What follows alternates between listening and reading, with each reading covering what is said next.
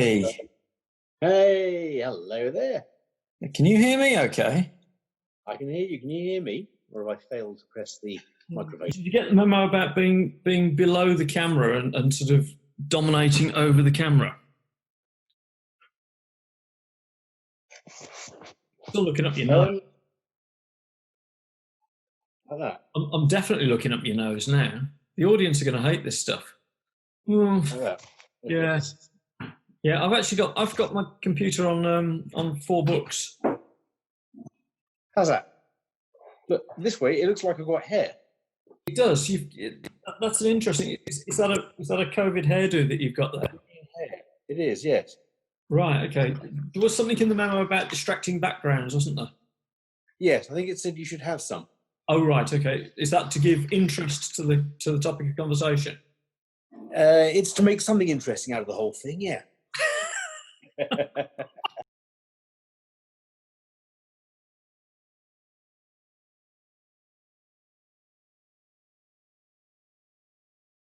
Hey, Mike.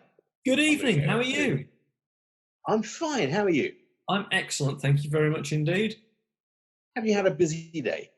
I've had a very busy day, actually. Yes, none of it really productive, but yes, I've had a busy day, and I've had such a busy day. I am actually going to make myself a drink.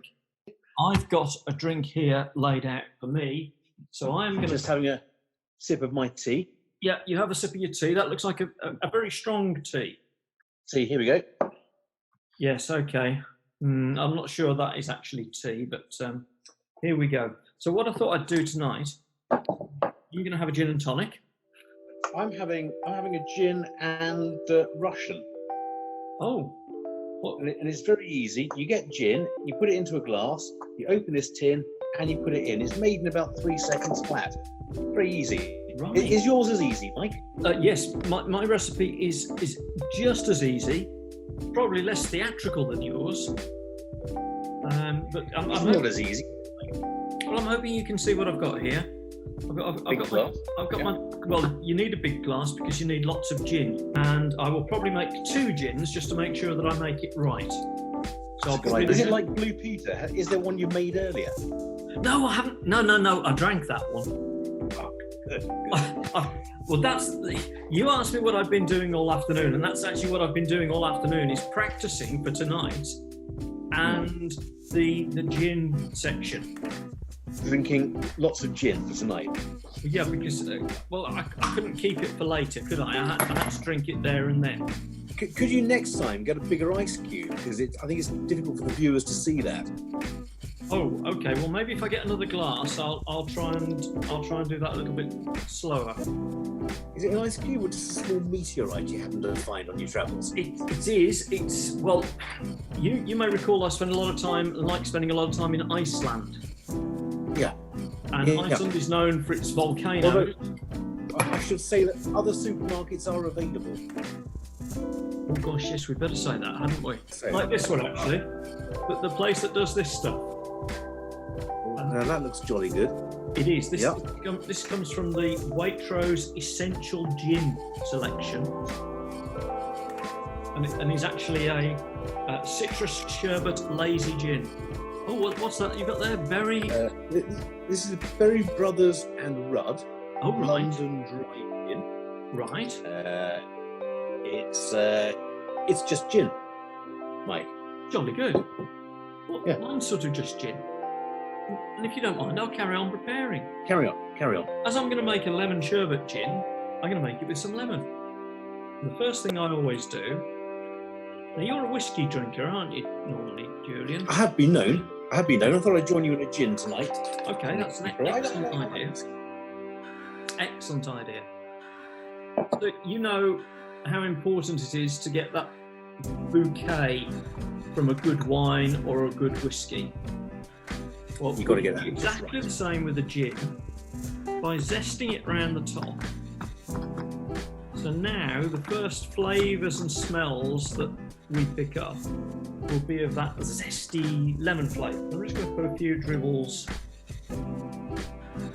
of lemon there over the ice. Let's start with that. Now I know what you're expecting. Most people would expect this from me, but actually I can be quite clinical with these things. And we do have to have a particular measure. There's none of this just sloshing it in from the bottle. And a very good friend of mine gave us some of these that they prepared the other week, which are slices of orange, just sliced and dried and slightly caramelised. Now going to pop in tonic water. I need a tonic water bottle opener, would you believe?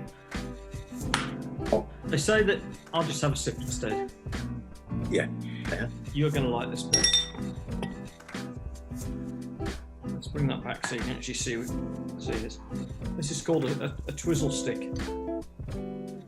It just gently aerates the tonic, and mixes the tonic and the gin beautifully. You don't think you're going into this a little bit too, I don't know, meticulously? I think. Well, how could you say such a thing? Well, what I'm saying is that I'm halfway through my gin and Russian now. I think you're getting the second one. I thought maths was one of your strong points. You'll note that I have 2 gins here. So where do you get the twizzle stick from? Yeah, I'll get it off It's Amazon. To be honest. passed down from father to son through generations. Yeah, absolutely. It was my Son, great-great-grandfather. this is my twizzle stick. Use it well. There we go. And there's my tipple for the evening. So I'll say well, cheers. cheers. There we go. Cheers. There we go. I haven't had a gin and Russian for years. I have to admit, I don't even know what a gin and Russian is. Russian is a Schweppes drink. Other fizzy drinks are available. I think it was designed to go with vodka. Back in the late 70s, they made this sort of peach flavoured fizzy drink. Right. And they made this stuff, and they made it in a very very pleasing sort of light pink colour to seem, a bit trendy. And I saw it at the supermarket. It matches the flowers growing out to the top of your head. It does. Yeah. And I thought, I haven't had this for about 30 years. I wonder, that's some of that. And I remember now why I haven't had it for 30 years. It's disgusting. I'm going to need to have more gin, actually, take the taste of it away. Well, you can never have enough gin. I mean, there we go. Cheers. Cheers. Prost. Cheers. There we go. So what on earth are we going to talk about tonight? What's a hot topic for us to chat about, Julian? A hot topic. I was doing an anaesthetic today with our wonderful new anaesthetic monitor. Yes. Or nurse, as we call her. With her esophageal stethoscope, I hope. With an esophageal stethoscope and a capnograph. Oh, right. Okay. And she said to me, "What's that trace?" And I said, "Don't call me Trace, I don't like it." She said, "Sorry, what's that, Julian?" She said. I said, "Well, that is the capnograph trace." And she said, "Could you explain it?" Right, okay. I said, "No, but what I can do is I can chat to my mate Mike tonight, and he can explain how capnograph traces are read." Oh. So, Mike, any idea how capnograph traces are read? I've got no idea, mate. and any idea with this double gin and tonic, how long I'll be able to say capnograph traces for? Capnograph traces, capnograph traces. Okay, yes, all right, okay, fine. I've got something here if I can find it. Hang on, Mike, that doesn't look like a capnograph trace. Are you sure? That could be something to embarrass me, couldn't it? Because Congress didn't happen, did it? It didn't. It didn't. And there are a lot of disappointed people because I usually wear some nice shirts at Congress. I didn't get a chance to wear any. Oh, no. Well, it's just as well you're better at this video game than me, so I'm going to play this whilst I work out where the capnograph traces are and let a few people have a laugh at this.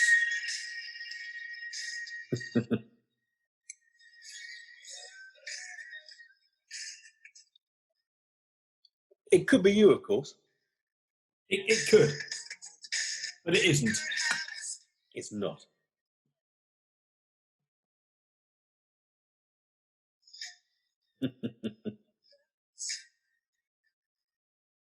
There we go.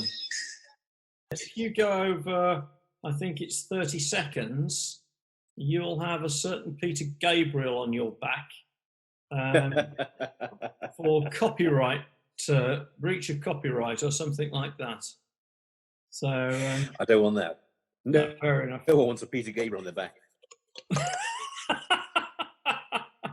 It's something Mrs. Gabriel was quite emphatic about when I spoke to her last. Oh, right. Jolly good. What I've done here is I've brought you to the Capnography Resource Centre on Thames Medical. A very Righty-ho. shameless plug. And I think probably the best place to start is here, because this is a normal shaped waveform. Oh, what's happened to that? There we go. How's that? Okay. So let me work through this very quickly. Let's pause that. Can you see the mouse? Great. There, Julian? I can see your mouse. Yep. You can. Okay. All right. Well, the capnograph, as you know, is detecting the amount of carbon dioxide breathed out from the patient, and it's detecting that at the end of the ET tube. There are two types of capnograph. I think you have a mainstream capnograph where you plug the sensor directly over the end of the ET tube. We do indeed. Believe you more accurate, I believe. In patients under 6 kilograms, that is certainly the case. And we're putting together a paper with some videos to actually show the difference between a mainstream capnograph and a side stream, which I'll explain in a second, particularly on patients under 6 kilos. Most of it is not down to the patient. It's not down to the uncuffed ET tube. It's simply down to the fact that we're pushing the monitor, the side stream monitor, beyond its performance capability. And the physics is that a side stream monitor is taking a gas sample away from the patient and measuring it up at the monitor. What that means is that it's drawing a gas sample away. There's a delay there, but it's also susceptible to the dilution effects of the fresh gas flow. So very often on a small patient, you'll see numbers like on a 2 kilo cat, you'll see maybe 26 millimeters of mercury CO2 for a patient breathing normally. Which is obviously much too low, isn't it? Yeah, it's much too low. You'd normally be expecting to be aiming between 35 and 45 millimeters of mercury. So anyway, very quickly, phase 1, as it's known, the respiratory baseline. This is a perfectly normal, healthy patient. Respiratory baseline, the patient starts to breathe out. So it starts on the baseline, 0, patient starts to breathe out. So all of this gas here is the gas that's coming from the ET tube, from the bronchus. There's no gas exchange there. There's no CO2 there because that's just the gas the patient has just breathed in. So essentially from the dead space, patient dead space. Patient dead space, mechanical dead space, the combination of the two. So the bronchus would be classified as physiological dead space. The ET tube would be mechanical dead space. Yeah, absolutely. Patient continues to breathe out. And around about here, we start getting right down into the bronchioles and the alveoli. So the further they breathe out, the closer we get right down to the alveoli until the patient has finished expiring the breath. The end tidal carbon dioxide, the end of the wave of the breath that's coming out. And that's normally, as we just mentioned, between 35 and 45 millimeters of mercury. The patient will then start to breathe in, should drop down to 0, as long as there isn't too much dead space there, and get ready for the next breath. So the capnograph is trying to measure that peak there, which is roughly equivalent, the alveolar concentration of CO2, roughly equivalent to the blood CO2. And we're aiming for 35 to 45 millimeters of mercury. What I saw was the the distance between, or the timing between two peaks get closer and closer. Okay. And So we put that presuming down to the patient. if the distance got closer and hyperventilating. closer, the patient was breathing faster? The patient was breathing faster, and the CO2, the end tidal CO2, was just dropping slightly each time. Okay. Yeah. So your patient was hyperventilating. Mm-hmm. And so each breath that patient was carrying would be less, because presuming that the production of CO2 was constant. So you'd see something along these lines here. That's it. Okay. Exactly that, except it wasn't in yellow. It wasn't in yellow. Okay. Well, no. I've put it in yellow to make it easier. Okay. Ah, right. Well, you didn't put it in yellow on our machine to make it easier, did you? Oh, I'll just make a note of that. I'll make a note of that for the next machine, shall I? There we go. In yellow. Great. You see, until you do these little tests, you can't make improvements, can you? So, no, yeah, good. Right. No, you're absolutely right there. Lucky I'm here for you, really, isn't it? It is, really. It is. It's lucky I'm here for you, because the waveform on your monitor is actually yellow, Julian. Anyway. The area under it isn't, though. You can fill it in. Can I? Yes, you can. I'll take my yellow pen in tomorrow. Yeah. I know you look upon me as a real comfort at times like this. I've heard you refer to me as a little comfort. Yes, that's or at least right. something like that. I haven't. Yes, I think I was walking out of prep room when I came to see you before the lockdown. That's how I referred to you. So, that's it. I thought so. Yes. My hearing isn't so good these days, but I thought it was that. Yeah, it's something like that. Well, let's quickly look at this one then. You were talking about the CO2 being low and the respiration rate being high. So if everything else is normal, you'll see that normal shaped waveform, which will be closer together because the respiration rate is increasing. Because the respiration rate is higher for that particular patient, each breath will be carrying less carbon dioxide. So let's just run this on. Let's see what's happening. Hyperventilation. I presume you were up on your analgesia this morning? We decided not to give it any. We're saving a bit of money these days at the practice to make the profits count. And you just got Marie to turn the anaesthetic up instead? I got Marie to just crank the isoflow up as high as it would go. Excellent. No, hold on. I tell a lie. No, we gave it some methadone. That's right.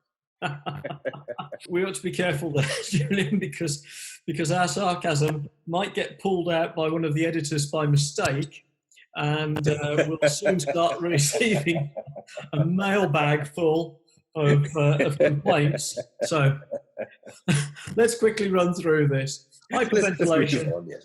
Most common cause of hyperventilation is pain or stress on induction if you've got a really anxious patient that hasn't responded well to their pre-med. And in fact, that was probably the case with this. It was a very anxious little dog, little terrier.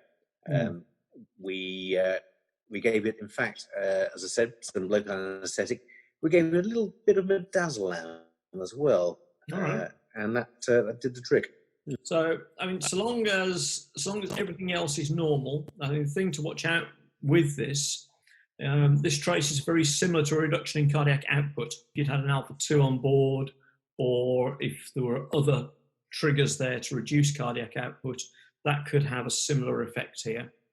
And so we didn't use an alpha-2, and the blood pressure was constant throughout, so we were fairly confident it was just a hyperventilation. Absolutely fine. I mean, obviously those are the other key vital signs to make sure are normal. So let's run this on and see where this goes. What are you going to do about it?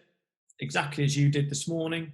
Check your level and timing of analgesia and administer more if necessary.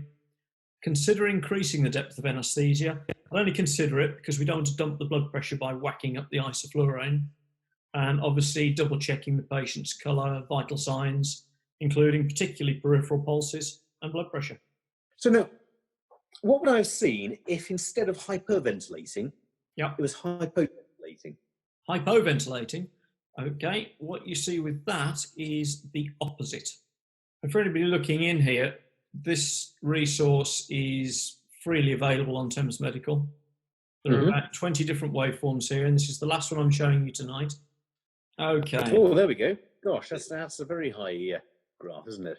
Yeah. This is obviously these aren't to scale. These are schematics. They're designed and written to illustrate a point. You'll see a lot of variances on a real live capnograph on a day-to-day basis, but just to illustrate the point here. Okay, so in this particular instance, again, regular waveform shape. So the patient is inspiring and expiring reasonably normally from most perspectives, except the respiration rate is low. So if we consider all of these examples are set on something like a 25 kilo Labrador, your average patient, who would averagely be breathing at about 16 breaths per minute. The particular one is now breathing at 10 breaths per minute. So each breath is carrying significantly more carbon dioxide than normal. We're aiming for 35 to 45. This one is producing 60. Again, the waveform is returning to the baseline, so there's no inspired CO2. The other common thing you might see with this would be a reduced pulse rate, but I'm not showing that here simply because I'm not showing the pulse oximeter side or the ECG. I'm just showing the capnograph here. Let's run that on. And I suppose there the problem is if the high CO2 remains, yes, then you're going to make the patient acidotic, and it's not going to be able to release oxygen to the tissues as efficiently as before. You are absolutely right. Absolutely right. So that's really of main concern. I think you find a lot of anaesthetists, if you're seeing a high level of CO2 towards the end of a case, a lot of anaesthetists will be quite relaxed about that because they know then that the patient's got a high drive to take the next breath. So as we take the oxygen off the patient, wake the patient up, they've got a high drive to breathe. They're not likely to go apneic. If you're doing a long case, an orthopedic case, for example, then yes, your patient will go acidotic. And what you'll see then is the blood has got less affinity for letting go of the oxygen it's picking up in the lungs and holding on to the gases so it won't release the oxygen into the tissues. So yeah, you're absolutely right. The thing to do in this case is just manually ventilate, squeeze the bag one or two times a minute. We don't have to go crazy with it. All you're doing is supplementing what the patient is doing. But make sure to unscrew the valve once you've delivered the breath. Right. Otherwise, they tend to explode, don't they? It depends whether you've got. I'm laughing because I was actually asked about this morning. And I was asked about whether anaesthetic machines should have mandatory safety pop-off valves, to which my answer was yes. However, I have now had it pointed out to me that there are some veterinary-only anaesthetic machines that do not have safety pop-off valves. So it relies on the expiratory valve on your breathing circuit to be open, because there isn't a safety pop-off valve that will save a small patient in the event of that valve remaining closed. What you should pick up, of course, is if the patient's struggling to breathe back against the pressure, is the capnograph should tell you that. Because the CO2 will rise and the distance between the peaks will reduce, presumably. Probably because your patient will stop breathing. So your peaks will disappear completely. Ah, that would be another clue. Yeah. So now I had an interesting one the other day. Can I draw a graph that I saw the other day? Yeah. Let me come off sharing screen, and let's have a look. Yeah. Okay. Oh, I can't. No. No. It says only the host can share in this meeting. Oh. So what I'm going to do is I'm going to draw on. This is modern technology for you. I'm going to draw. Can I not allow you to share the screen? No. No, apparently not. This is good stuff, isn't it? This is using old style and new style together, isn't it? So we have what I tend to call a pen and a piece of paper. Do you remember the space missions back in the day when NASA spent millions of dollars developing a pen that would work in space? And the Russians used a pencil. Absolutely right. Do you know how many millions of dollars it took the Americans to help the Russians clear graphite out of all the circuitry? And that's why they spent millions of dollars inventing a pen. Very good. Oh my word. You really want us to go into that one now, do you? This was a Westie with Westie lump. Yeah. Yeah. So, in one sentence, could you explain what's going on there? Oh yes, absolutely. But I'm wondering whether we should save that for next week, because that's a cracking one. Let's do that. Answers on a piece of paper. Yeah, why not?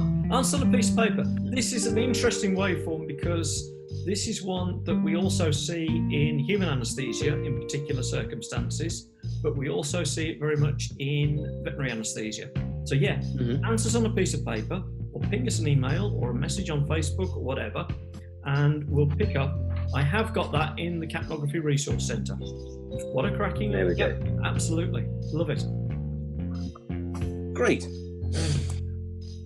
Well, we've clobbered that one, haven't we? What? It's all right, my hairstyle, Mike. Oh, that's really good, actually. So I'm doing an impression I didn't of a think pineapple. hairdressers aren't open at the moment, are they? I managed to get mine done. Really? Billy Idol's hairdresser, would you believe it, is still around, so he was able to do me. I'm really rather enjoying this. Have you been using Zoom a lot during this COVID thing? I've done a couple of dozen Zoom meetings. Right. Interestingly enough, I haven't worn trousers to any of them. Awesome. Stay seated. Yeah, I will do. It's going to get up. No, I'll stay. Oh, fucking hell. It's not recording.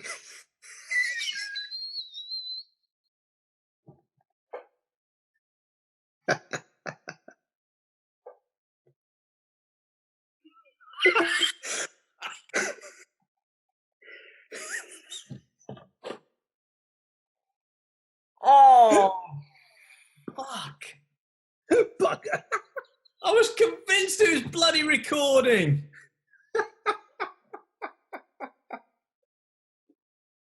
So has he not recorded any of it? I don't know.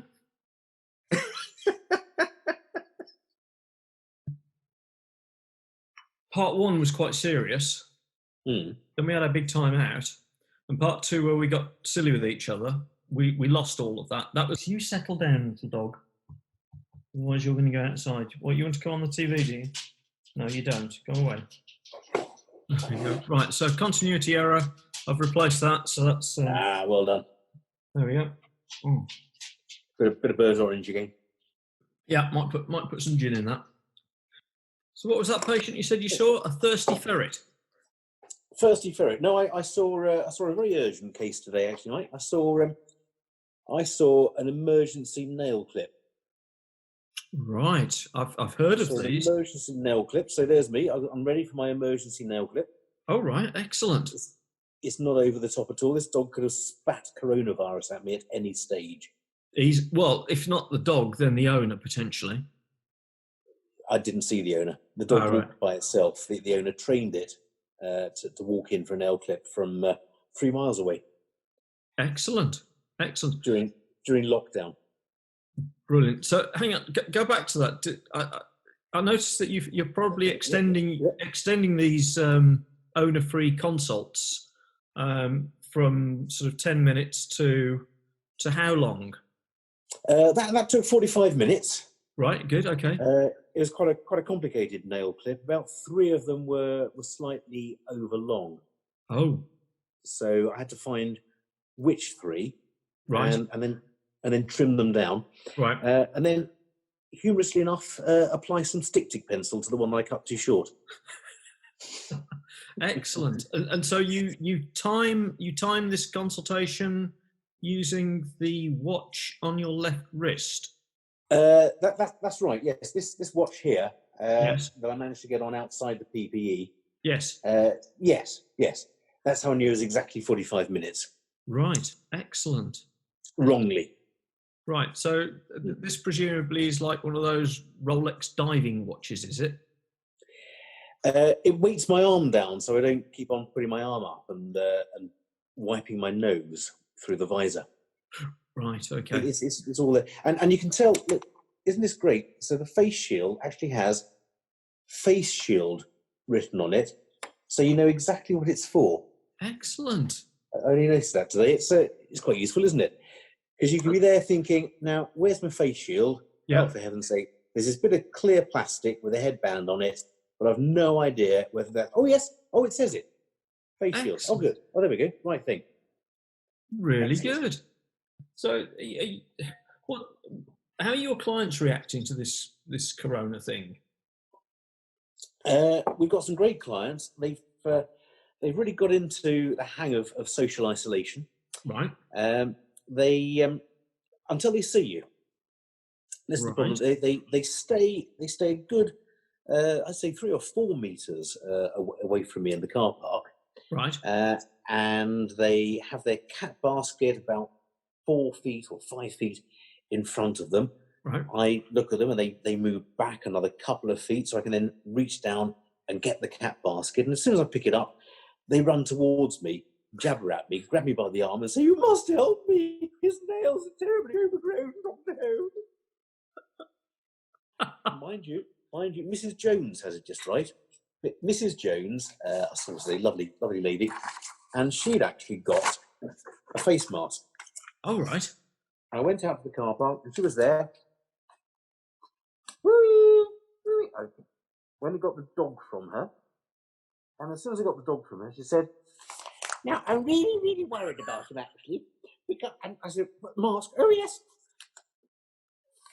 Because the problem is, you see, he's got the trots, and I don't know how to. Yeah, all right. Well, I won't wear that actually because you can't hear me with it on. And so I just had to fling a couple of pebbles at her and run off. You see some quite interesting things, don't you, with people not used to wearing PPE and the way they wear their masks. It's you can cause more trouble with a mask than not wearing it, and in fact, there's no point in having masks anyway, as we know, unless you're trying to stop the Hattersley effect. Viruses and masks are non-compatible in terms of safety. Right. You know why, don't you? Well, Can I? If I just get a whiteboard here. So this is why masks don't work. So here I am. Look, there's a little. Can you see that?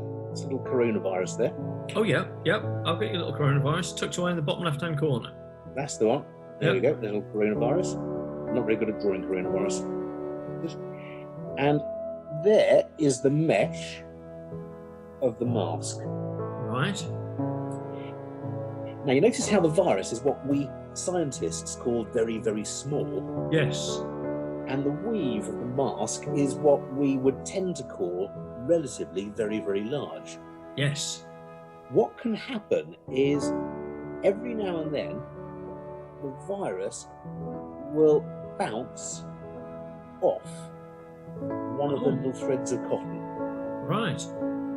More usually, they'll go through, and what they are then is a little virus with a smiley face because it's just got through and it's got into someone's nose and has caused a bit of coronavirus, you see. So that's why masks don't tend to work. Right. Unless you take into account the Hattersley effect. Okay. You know the Hattersley effect? So this is Roy Hattersley you're referring to here, the famous This is Roy politician. Hattersley. Now that's the one, yeah. I Yeah. can't remember what Roy Hattersley's hair was like, but it's pretty much like that. So now Roy Hattersley had a habit of speaking in spittle form. So when he spoke, he would gob large amounts of his words in liquid form at his political opponent, Right. thereby causing them to pause for a while, so they rub their eyes, and you could then get a word in edgeways. Now, with a mask correctly fitted, there we go. The Hattersley effect is stopped, and that's why people should wear masks if they actually have the virus, because it'll stop them spitting. Very good. But they're no good whatsoever to stop you catching the virus unless you're 2 feet away and you want someone to stop spitting at you. I see. Okay. Interesting. Unless, what's that behind you, Mike? Is that a coronavirus? Sorry. Well, we've got to stay alert for these things now, because it's not just good enough to stay at home. We have to be alerts. Oh, you've got to be alerts. Yeah. Got to be alerts. What are you referring to? And you've got to get around to it as well, apparently. Yeah, around to it. To get around to it, they're even better. But I just noticed you got a bit of there's a fomite by your large rectangular ice cube behind your right shoulder. I think it may be a coronavirus. This? That's it. That's the one. Yeah, Gosh. That's the coronavirus, all right. Oh, okay. Well, now that'll get through a mask. That would. I'm going to put that to the test because I've got a mask here. Hang on. Yep. All right, let's put my mask on. Yeah, that'll go through. I promise you, it'll go through that. It will. No problem at all, because the weave's so big. Right. Yeah. Oh, it's not going through so far. It's not going through, is it? No. No. Hang on, I'll have to reread that virology book. Yeah, you probably had it. Okay, well, ignore everything I've said. Masks work. Fantastic. Yeah. Well, obviously got it on right. I mean, it's. Yeah, that's good. Yeah, it's got a orthopedic surgery. You can't cover the nose because Orthopedic if you have your surgery, mask covering the nose, you can't rub your nose all the time. Yeah, that's it. Just like that. There we go. Yeah. There we go. That's how you wear a mask, isn't it? That's a close-fitting mask, is it? Yeah. Wearing a mask is like wearing a pair of underpants like that. There we go. That's outrageous behaviour. So even more worrying if you get the Hattersley effect there, isn't it? That'd be terrifying, wouldn't it? So you like my coronavirus, do you? It's a nice coronavirus, yeah. Yeah, I'll give it to the dog. There you go. Off you go, Pops. She can take a coronavirus off to her bed and play with it. Has she taken it? Yeah. Well, there we go. Conclusive proof. Dogs can carry coronavirus. Absolutely. She's not wearing a mask either. No. Dogs need to wear masks. Yeah, I reckon so. Yeah, bless her. Poor thing. There, bless indeed. I had a nice gin the other night. I didn't tell you about this. I had a nice gin. I cooked some cucumber. Now they're linked. So I cooked some cucumber. I fried the cucumber up in a bit of olive oil. It takes ages to do. After about 20 minutes, it starts to dry out and caramelise a little bit. I added a little bit of mirin, a little bit of soy sauce, and some sugar. I made a wonderful caramelised cucumber. The first stage, though, is when you cut the cucumber in half. You get a spoon and you take the centre out, that little fleshy centre. Yeah. And you liquidise it and add gin to it. Waste not, want not. Okay. It's really healthy for you. I've seen what cucumbers can do to cats, and I think they should be illegal. Well, you need more lubricant.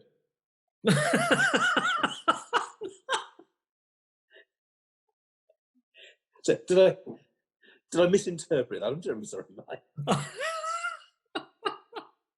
Oh gosh, where's YouTube when you need it? I think that one was banned. No, I think that's not a thermometer. Don't. Let's share this with you. Uh-huh.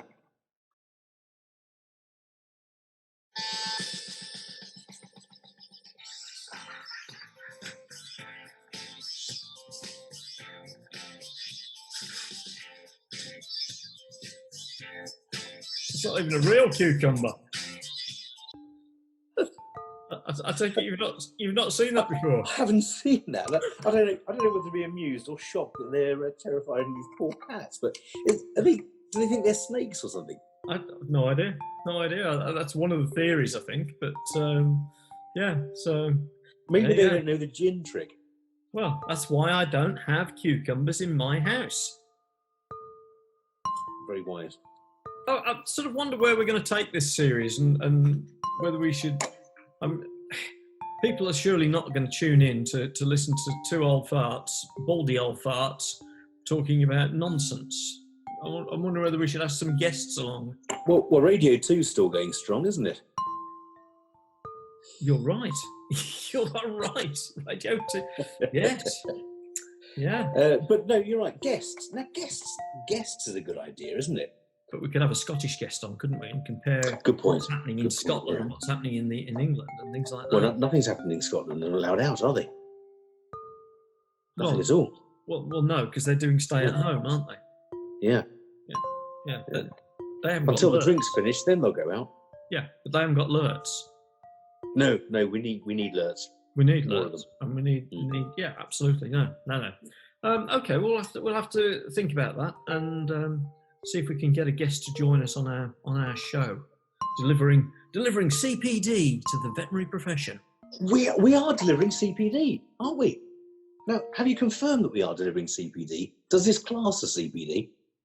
Well, So we talked a bit of nonsense, but there was some stuff in there, wasn't there? The old capnography. We've talked about your PPE and emergency health clips and how we prepare for PPE. We've covered coronavirus. We've had a little bit of capnography and anaesthesia. So I don't see why that doesn't qualify as CPD. Well, look, I think it does. Hold on. I'm going to do us a CPD certificate. So people watching this, right, can download. Yep. Their very own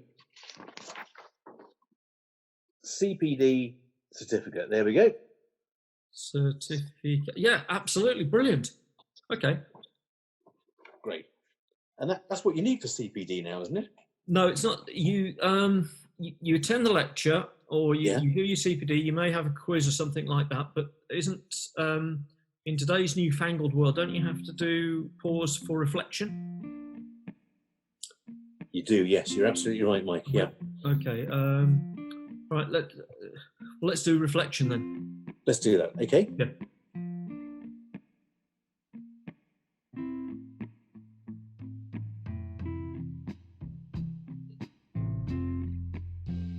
That's about it, isn't it? Oh, sorry. I'll tell you the time when I left on my PPE earlier. I haven't got it anymore. Yeah, don't blame you. So, we'll do reflection. What else are we going to do on our wonderful show, Julian? We could tell a joke. Well, you could tell a joke. I don't think I can tell a joke. You've probably heard it all anyway. No. You'll have heard the one about the penguin. The one about the penguin? Driving penguin. Yeah. Is this you not heard the one about the penguin? Driving. He can't reach the pedals. No, he can. He can. He's got a specially made Triumph Herald. Oh, because penguins love vintage and veteran cars. Oh, right. Okay. Right. And it's a nice hot day. He's in his Triumph Herald. That's the noise they make. Right. Little flippers. Yeah. Holding the wheel. Suddenly there's the car grinds to a halt. And he phones the AA. A car's broken down. Well, they arrive very quickly because a lone penguin ticks all the boxes. They're there pretty quickly. And the guy says, "Well, that's a very smart car for a penguin. I'll have a go at this. We normally tow them back to the garage, but I happen to like these old cars. I'll have a little look at it. I'll be about half an hour or so. You might want to wander off and get a drink or something." Right. The penguin says, "I will. Very hot. I'll go. Oh, there's a shop up the road. I passed it. I'll go and get something to eat." He buys an ice cream. And he wanders back slowly, eating his ice cream. Very messy eaters, penguin. He gets back to the car, and the mechanic says to him, "Looks like you've blown the seal." He said, "No, it's just ice cream. What's wrong with my car?"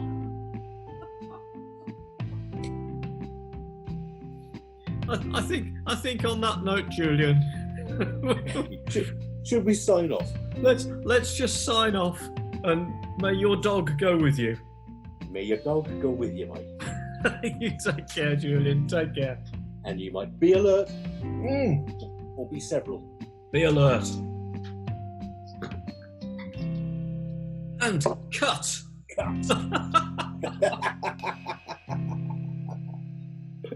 I forgot to do me cartoon. Never mind. We'll do that next time. Okay, I love that. That's great. So, thank you very much for watching Veterinary Ramblings. If you've enjoyed the show, don't forget to give us a like or a share on Facebook and leave something in the comments below. You're going to find lots of bonus bits to keep you entertained until next week, when the next episode comes out. Yeah, we'll be talking to Graham Eckford. So until then, may your dog go with you. May your dog go with you too, Mike. You take care. And you.